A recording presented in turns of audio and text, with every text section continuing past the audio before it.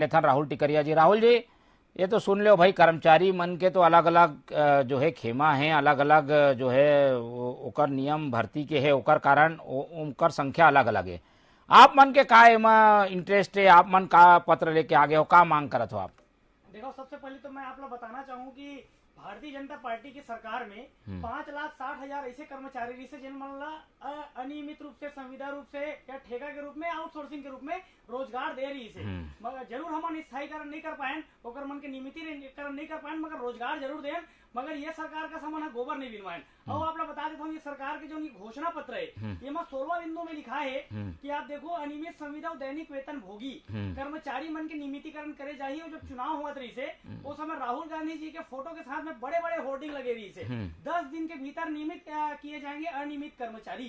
तो ये जो सरकार है, लगभग 5,60,000 के आसपास संख्या है, जिसमें संविदा है, अनियमित कर्मचारी है, चाहे ठेका कर्मी हो, चाहे आउटसोर्सिंग हो, 11 प्रकार की होती है। ऐसे कुल मिला के कई प्रकार के कर्मचारी संगठन है जिनमें तो सरकार तो प्रयास करा थे उमा आपला देखो, यही तो बात शंका का है, शंका का है। 2 साल से कहा था कि हम आंकड़ा मंगावत हन। 2 साल हो गए ये मन के आंकड़ा मंगवात, और 2 साल से मन हड़ताल करे थे। और जब भी हड़ताल करते इसने आश्वासन देके मतलब वापस कर दे जाते।